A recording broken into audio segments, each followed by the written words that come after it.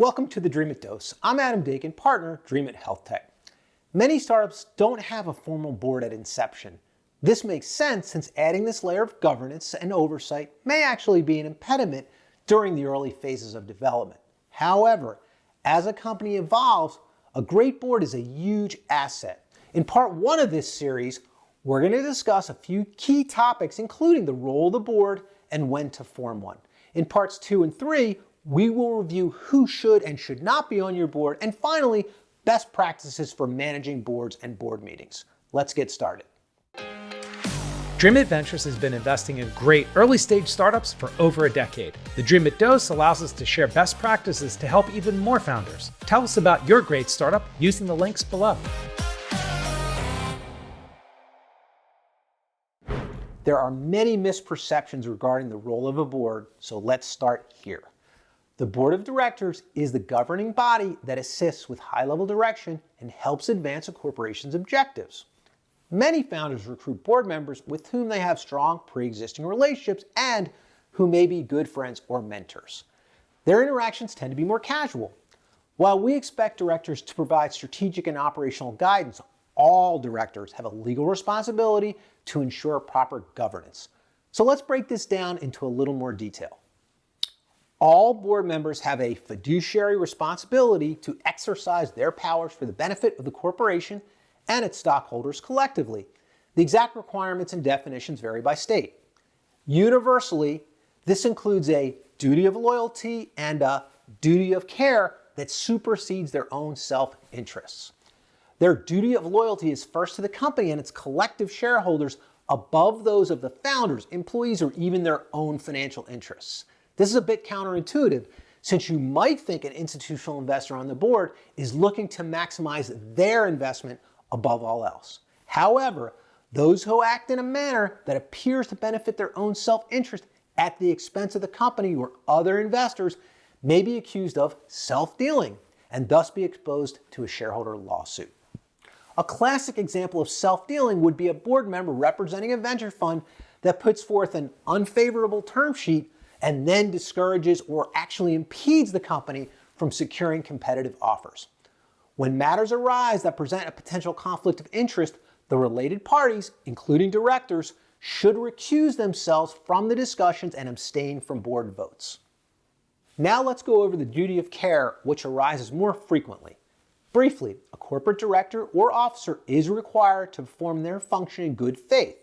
They must act in the best interest of the corporation and with the care that an ordinary prudent person would reasonably be expected to exercise in a like position and under similar circumstances.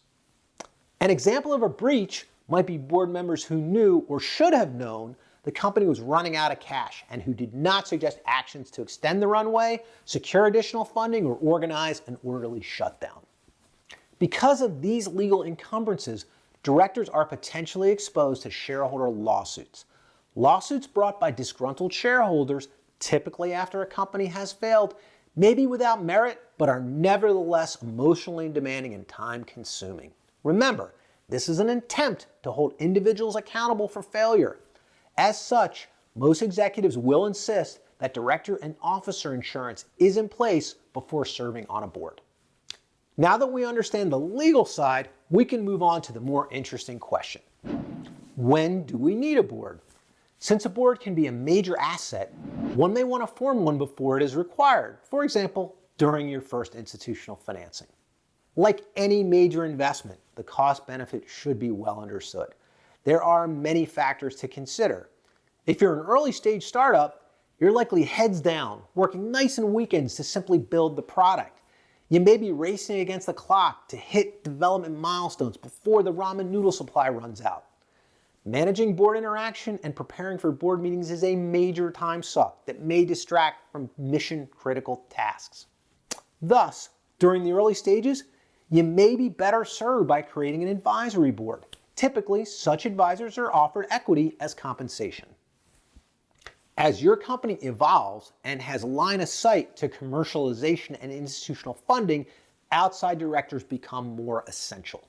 A great board is like a great spouse. There are countless tangible and intangible benefits, not the least of which are the warm intros to their vast network of resources, along with access to institutional investors.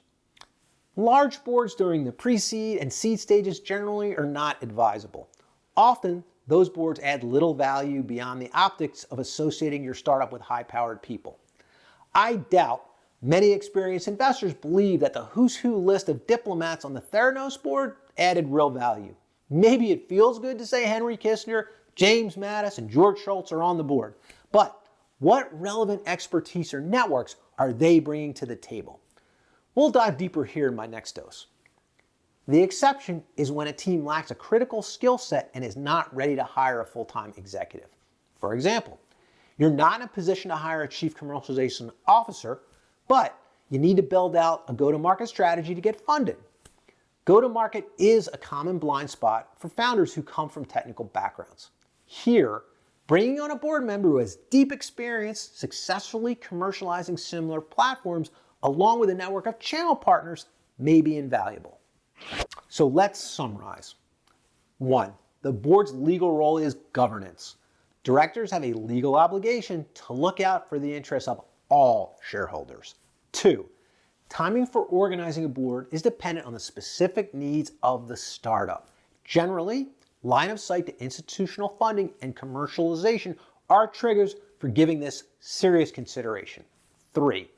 Board members who put self-interest above those of all shareholders may be accused of self-dealing and may have legal exposure.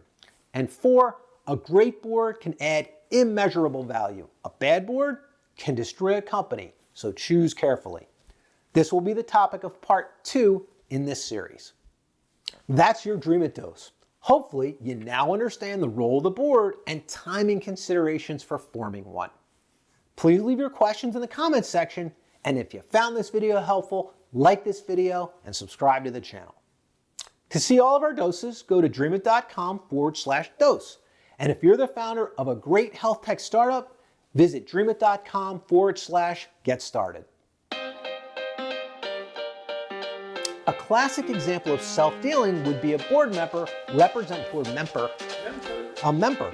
Their duty of loyalty is first to the company and its collective shareholders, above those of the founders, employees, or even their own